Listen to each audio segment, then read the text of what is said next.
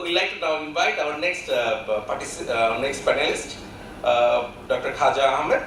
He is a professor and chairperson, Department of the IEEE, Indian International University. Dr. Khawza Ahmed, thank you.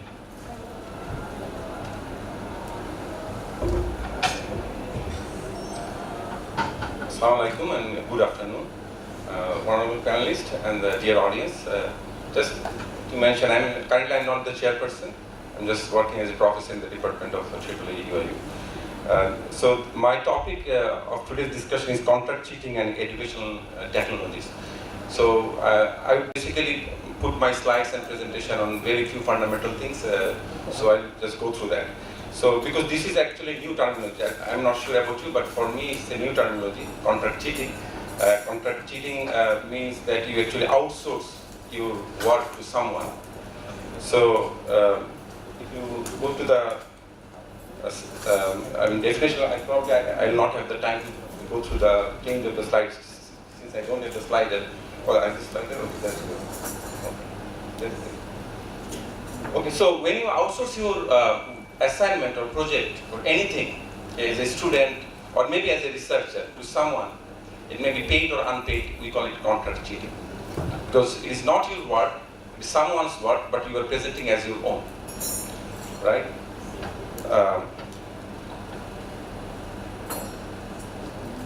Now this term was actually it's very new terminology. It is coined in 2006 by Lancaster and Clark in Birmingham City University. So it's very recent development. And you can have many examples that you can imagine. Probably you can experience something. I would give my examples. You know, when I just completed my HSC. Many of us we sat for SAT exams, and at that time, you know, the good students were hired for the examination. So you get, one of your friends hired you, and you go there instead of your friend, you actually give the exams. So this is a very typical example of contract cheating. When in our admission test, we had experienced this kind of thing, even very recent days. So it's very prevalent in the society. Now you can have you can cite examples of your students who is actually completing the project work, undergraduate project or senior design project work, and they actually, sometimes they outsource their work to some other good students in other universities, maybe BUET or other places, where those students, they take money and complete their projects. So it's completely off, off from the ethical norms and regulations. So how is it different from conventional plagiarism? So in conventional plagiarism, basically you do the work, you plagiarize your work. So you take some other's work and you don't mention the source, present as your own. So there is the conventional plagiarism. But when it is a contract cheating, basically you are not doing the work. Someone is doing the work, and it can be original. It can be original. So basically you may not find any similarity index whatsoever. Because it may be completely new and one of the agency has done for you and you are presenting it. So in that way, the similarity index presented by the plagiarism software like Turnitin, it may fail, right? So in that way, it is different from the conventional plagiarism. So again, it's not prepared by the students or the group of students. It's some other one is doing, and it may be completely original, but basically it's a cheating. So it's just a small cartoon, so you see that there is a handover of cash, and you get the assignments done, but we need to actually watch, right? And that is very important, that how we can watch that happening. So why it is so prevalent? I mean, we don't have the statistics. I will show you some smaller statistics. But why it's prevalent nowadays and why we are addressing that? One of the reasons is that our students actually really have very less time for studies because they are very busy with social networking and other kind of things which were not present in our time. I did not see my emails when I graduated from my bachelor degree from BUET, so I had to wait, and now a baby is born with the iPad in his hand or her hand. So you see the paradigm shift. Nah? So they don't have the time to study and pursue the quality. the excellence, and that is very epidemic in nature.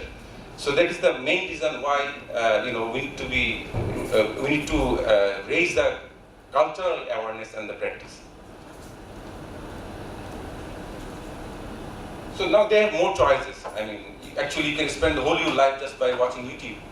I mean, millions of minutes are there, and you can watch from the morning till you go to bed, right? So I mean, you have so many choices that you can make, but the main main concern is that whether you prioritize your work, whether it's really necessary for you. So it's very important. So how can you detect that, right? So as I said, the Turnitin, it may fail showing the similarity index, but probably you may constitute a team of detectives, right? I mean, in your institutions, so that they pursue that that detection process of contract cheating. In our country, particularly, everything happens in Dhaka, most of the cases. But now they can do it online, in overseas. But the thing is that if you basically ask questions to your students and not just turning the assignments, when he turns the assignments, you take a vibe or interview. Okay, how you have done this? You ask some critical questions by which actually you can get idea whether it is his work or it is done by some others. So, and also through using Turnitin, you can get some or traces about the source, right? And if you just follow up those source, that entire mechanism of doing the contract cheating can be revealed. So that's why you need to have forensic type of detection levels. If it is in your university, in our university, that will be great, because I think eventually we will need that. That process needs to be there so that it works as a deterrent, right? And it's also very important that now most of the cases our universities are working just like an island. We don't talk to each other. Like, it's a very good opportunity that we have come up over here and we are talking to each other. And it should happen that we maintain a network and try to eliminate this kind of malpractices from our academy. The university should actually come up and they should develop their own system and take help from each other. It's very important. And prevention is very important because it's instrumental to make the job detection more effective. So if you aware the cultural awareness, because a person who is doing the cheating, he will not learn anything. And it's very fundamental that he's not achieving the course outcome relevant to his course, but he's getting the degree. And after getting the degree, when he is in the job market, he cannot compete with some others who is genuine. So we need to basically increase that awareness among the students. Actually, when you are doing cheating, you are harming yourself, and you are not getting the achievements of the outcome of your course. So without achievement of the outcome, you are graduating, so actually you fail in the job market. It's very important. And quality culture is very important, that we raise our standard among different domains in academia. And that is also important, that when you have contract cheating, it's not like plagiarism. It's not like copy and paste. It's a very well-built mechanism. That's why the punitive measurement should be a little bit harsher than other kind of punishment. If you have some exemplary punishment for contract cheating, then probably someone will be more aware that he should not do anything sort of that. So some of the universities, they actually raise the awareness by following or observing some days in their universities. And one of this kind of I think Sheffield University, they have this kind of day where they take action against contract cheating just to raise awareness. This is one of the statistics from Turnitin, where actually out of three, one teacher, he actually faced that the student subject work that was written by someone else. So it's like 33%. And 67% of instructors say that they may not act on suspicions of contract cheating due to insufficient evidence to support their claims. So they understand that it's not his work, but he doesn't have the sufficient evidence. So 67% is quite high. They believe like that. Now, as I said that technology, use of technology should be, I mean, it is very much evident that we need to have that kind of mechanism. Otherwise, it's very difficult, to find the source of, the agency or someone who is actually helping students for this kind of cheating. So how you actually know the source?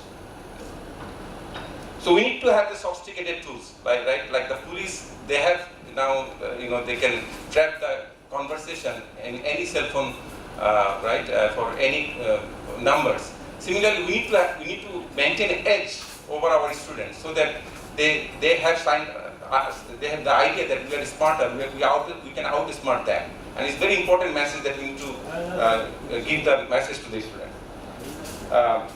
Now, the problem with that is that as I said, the zero index is very small, right? But the Turnitin, they are actually getting smarter day by day. So they are saying that they have now author investigation tools, right? Where actually they can compare. So if you submit assignments, and Turnitin has they maintain, they keep the copy of assignments. So if I have 2 assignments, then they can compare the standard of those assignments, so which they call as linguistic forensic, right? So it's very, so they're actually also getting the help of machine learning and artificial intelligence to find whether it's a genuine writing or it's not a counter cheating. So it's, so we need to have that kind of tools. I think it's very essential. Okay, so the conclusion, basically in this session, we say that what is counter cheating, how we can eliminate, what is the possible use of technology that we can have, and last but not the least is one of the comments from one of the university. They're saying that counter cheating is easy because you just give money and you get your assignment done, but it is not ethical. Money can buy you an assignment, but not knowledge. And it's a very important message that we can actually transfer to our students. So with that, I conclude my talk. Thank you.